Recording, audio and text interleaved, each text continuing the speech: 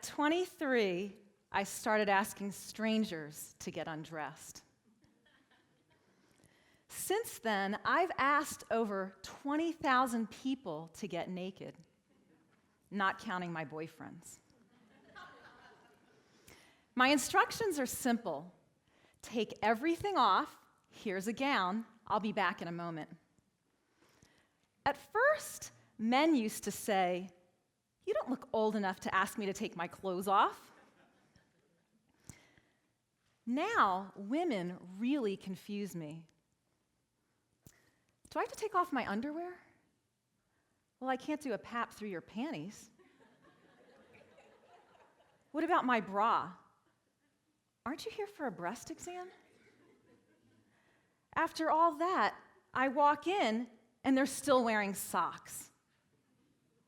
Technically, if your socks are on, you're not really naked.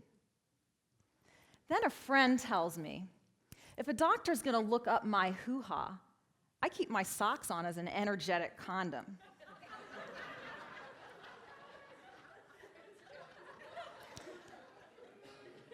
Okay. But why schedule a physical if you're just going to ask, mind if I keep my clothes on? What's the resistance? What does it mean to be unclothed, exposed, vulnerable? We're born naked, and we leave this life naked. In between, we wear interesting costumes, like this one. And we struggle to find ourselves.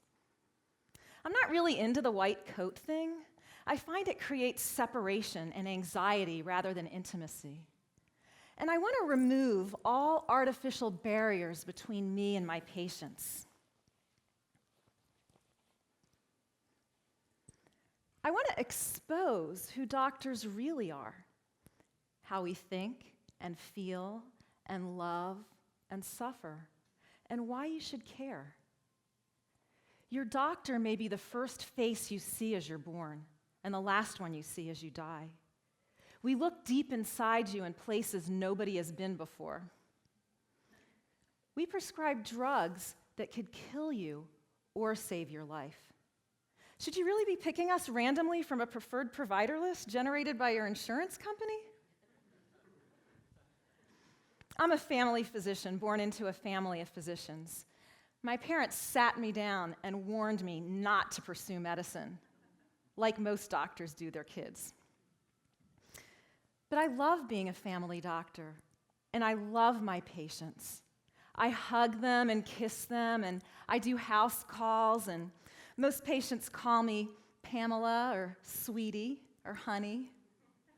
They all have my home phone number. I'm on call 24/7, but I never feel like I'm working. I thought I was the happiest doctor in America until one day last year. On a perfectly beautiful fall day in the middle of our city park, one of our most loved pediatricians shoots himself in the head. He isn't the only one. He's our third physician suicide in over a year. At his memorial, people keep asking why. A gunshot wound isn't a question mark, it's an exclamation point. Then it hits me.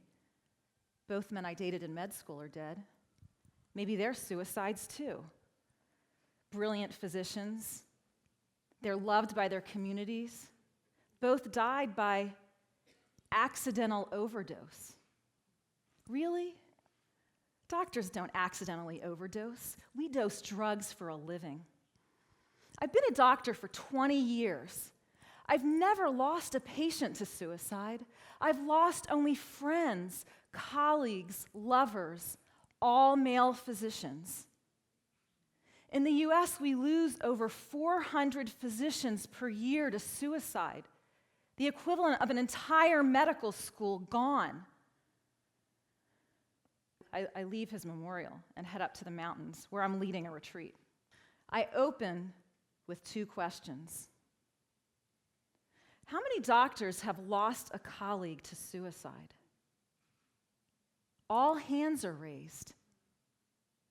How many doctors have considered suicide? Except for one woman, all hands remain up, including mine. We take an oath to preserve life at all costs while secretly plotting our own deaths. Why? Like most doctors, my greatest joy is in the patient relationship. But most doctors are like factory workers. Assembly line medicine had killed my soul and the soul of my colleagues. Bright-eyed med students become burned-out doctors, eyes glazed over with PTSD. We see far too much pain, and a cry for help is weakness. And a visit to a psychiatrist may be professional suicide. We're not supposed to cry, hug, love our patients. We're not supposed to make mistakes. We're not really supposed to be human. But I did something doctors don't usually do. Rather than end my life, I asked for help. Not from a psychiatrist or a friend. I asked my entire town for help. I called a town hall meeting where I shared my pain publicly. I stood up and bared my soul to the very people who once stood naked before me. And I invited them to design an ideal clinic. I promised to do whatever they wanted as long as it was basically legal. I collected these 100 pages of testimony, adopted 90% of their feedback, and we opened 1 month later. The first ideal clinic designed by patients. My patients taught me that an ideal clinic is a sanctuary, a safe place, a place of wisdom where we can learn to live harmlessly, listen with empathy, observe without judgment. It's a place where a revolution starts, a new way of seeing, where we rediscover our priorities. With no front counters separating people from people, sofas, not hard chairs, purple flannel gowns, and complimentary massage while waiting. All in a place where nobody is turned away for lack of money. In less than 30 days, with no outside funding, I brought my town's dream to life. Since opening in 2005, other doctors have led town halls and invited their communities to design ideal clinics. In the grassroots movement for ideal medical care, hundreds of ideal clinics have opened across America. You may have one right in your neighborhood.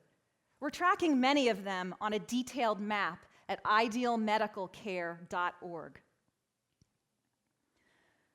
What people want is simple. They want to sit in a living room with a friend who happens to be their doctor. They want a direct relationship. It's called disintermediation, removing the middlemen. So first, I removed politicians. Why wait for an elected official to lead a town hall? I love my town. So I led a town hall, asked people what they wanted, and I delivered it. The best part, I didn't even have to run for political office. Then patients asked me to remove staff who weigh, measure, and take notes the doctor doesn't read anyway.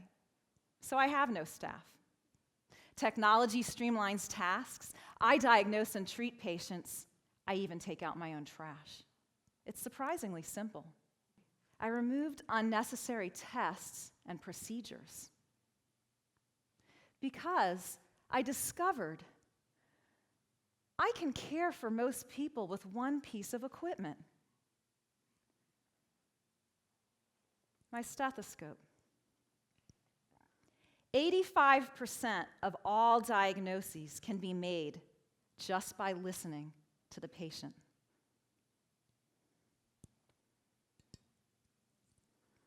And listening to patients makes me happy. And we need happy doctors who will listen to the stories of our lives with love, hope, and joy, because medicine is supposed to be fun. We need to be having way more fun with our doctors. Here's why. One day, this lady limps in with foot pain. We've never met before, but we start joking around like best friends, okay? She's up on the exam table. I'm taking her sock off, and she starts telling me about her pet cockatoo and the coconut curry she just ate for lunch, with her naked foot like right in my face. I'm laughing so hard I nearly inhale the navy blue sock lint from between her toes. When she finally leaves, I realize I never examined her foot. I call to apologize. She tells me her pain disappeared. Maybe laughing with each other is health care. What if we all had fun physicals? Or better yet, I really recommend these, pap parties. It's the latest thing in medicine. That is a live goat in a party hat. In my office. For a photo shoot for my book, Pet Goats and Pap Smears.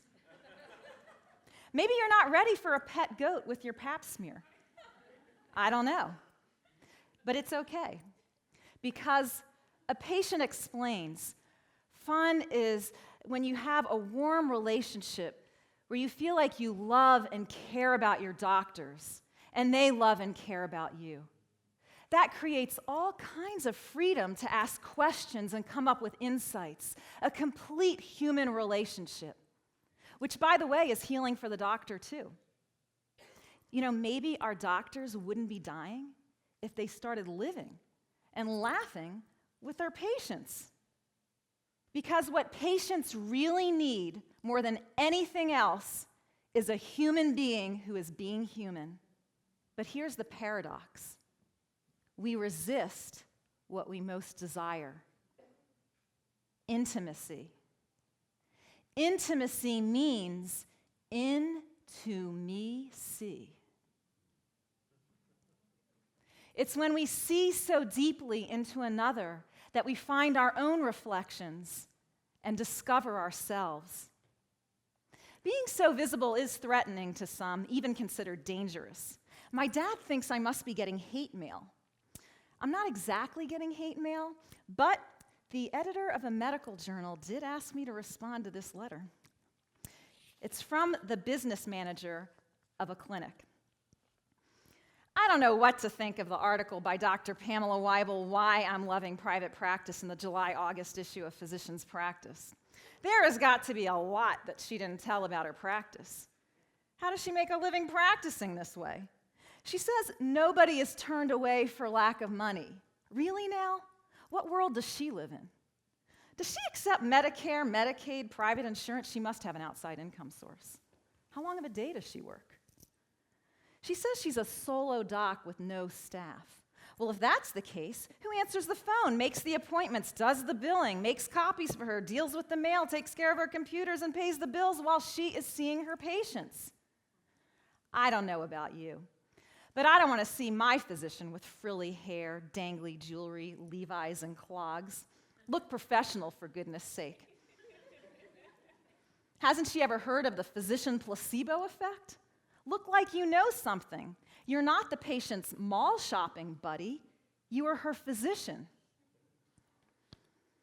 Well, I thought that was hate mail, but a friend of mine who actually gets hate mail tells me that's when someone wants to kill you. This is more like disparaging mail from a guy whose primary ammunition is my necklace and my hair. But here's my response. Pulled out of my Levi's pant pocket. Printed beside his in the subsequent issue. As an employee at a big box clinic, I used to forfeit 74% of my revenue to overhead. Now, thanks to a small office with no staff, I can get my overhead down to 10%. By keeping 90% of my money, I can work part-time and exceed my full-time employed salary. This is the world that I live in. I have no significant outside income. I accept most insurance, submit my own claims, and get paid in a few weeks. Patients schedule online and rarely call my cell for emergencies, because when you have 30 to 60 minutes, you actually handle their appointments when they're in, so they don't really have emergencies. Get all their questions answered. I open my own mail. I pay my own bills. I answer my own phone, all at my home business office, just down the street from my clinic, where I see patients uninterrupted by the buzzing, beeping, and frenzy of a typical medical practice. The patriarchal medical model is obsolete. The traditional doctor draped in a white coat is not so favored by patients. People today value authenticity over authoritarianism. My clients want the real Pamela with frizzy hair, tribal jewelry, comfy Levi's, and colorful clogs. Patients don't want cookbook medicine or cookie-cutter doctors. Let's be real. Compassion, competence, and authenticity will always be more therapeutic than a placebo outfit. I don't mind being attacked. I actually enjoy it. It means I've exposed a nerve, touched a place of vulnerability in another person, and that excites me. I think we're all yearning for a deep, energetic connection with one another, even if we're afraid to take off our socks. Patients today don't want professional distance. We want professional closeness with a doctor who has a big heart and a great love for people and service. In a clinic where we feel warm, nurtured, loved, and important. What can we learn from this?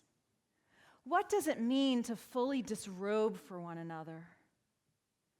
What would happen if patients and doctors were willing to be completely vulnerable? Most of us go to the doctor because we fear death, but maybe it's the fear of living that kills us. So what is healing? And why do we really go to the doctor? Not to be put on an algorithm or a flow sheet. Not to be a number or a statistic. We secretly want to be witnessed, seen for who we really are in the world, naked. That's when we heal. Thank you.